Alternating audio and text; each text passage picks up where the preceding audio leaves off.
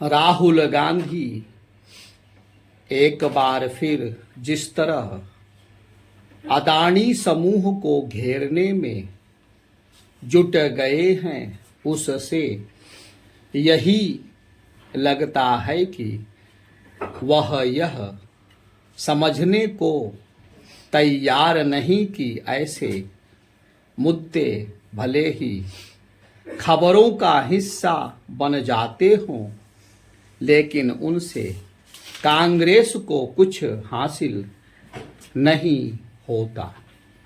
राहुल गांधी एक लंबे समय से यह साबित करने की नाकाम कोशिश कर रहे हैं कि मोदी सरकार चंद उद्यमियों के लिए ही काम कर रही है। पिछले लोकसभा चुनाव के समय वह देश भर में घूम घूम कर यह कह रहे थे कि मोदी सरकार ने राफेल विमान सौदे में एक विशेष कारोबारी को अनुचित लाभ पहुंचाया है। एक बार वह यहाँ तक कह गए कि इस मामले में सुप्रीम कोर्ट भी वही कर रहा है जो वह कह रहे हैं। उन्हें अपनी इस गलत बयानी के लिए सुप्रीम कोर्ट से माफ़ी मांगनी पड़ी। इससे उनकी अच्छी खासी किरकिरी हुई, लेकिन वह कोई सबक सीखने के लिए तैयार नहीं हुए।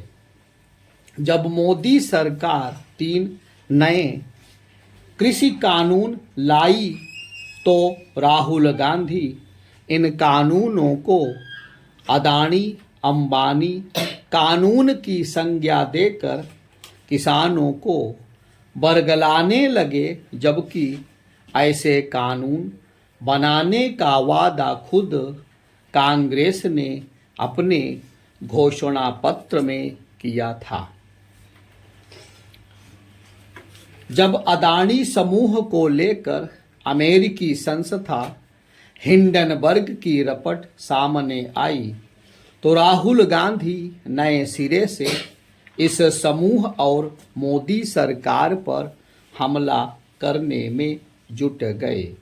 हालांकि सुप्रीम कोर्ट की ओर से गठित एक समिति ने हिंडनबर्ग के आरोपों की जांच करने के बाद यह पाया कि पहली नज़र में किसी तरह का फर्जीवाड़ा नहीं दिखता।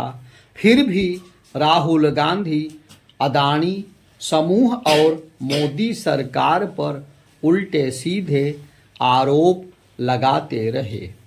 अब वह यह कह रहे हैं कि जैसे ही कोई अपने घर में बल्ब जलाता है, अदानी की जेब में पैसा चला जाता है। पहले वह यह आरोप उछाला करते थे कि अदानी समूह ने 20,000 करोड़ रुपए का घपला किया है। अब वह इस नतीजे पर पहुंच गए हैं कि घपले की सीमा की राशि 32,000 करोड़ रुपए है।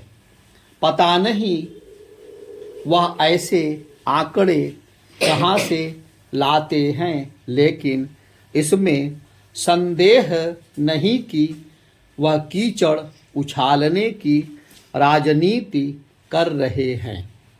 यदि उन्हें अदानी समूह से इतनी ही शिकायत है तो फिर वह कांग्रेस शासित राज्य सरकारों से यह क्यों नहीं कहते कि वे इस समूह से कोई संबंध ना रखें।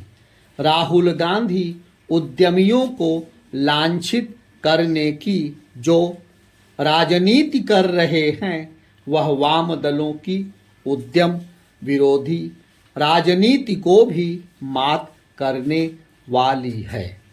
वास्तव में उनकी राजनीति उद्यमशीलता को हतोत्साहित और कारोबारियों को बेवजह बदनाम करने वाली है।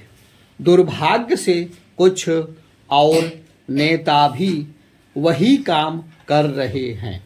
इसका पता उस मामले से चलता है जिसमें यह सामने आया है कि तृणमूल कांग्रेस की सांसद महुआ मोइत्री ने एक कारोबारी समूह को अनुचित लाभ पहुंचाने और अदानी समूह को निशाना बनाने के इरादे से संसद में तमाम सवाल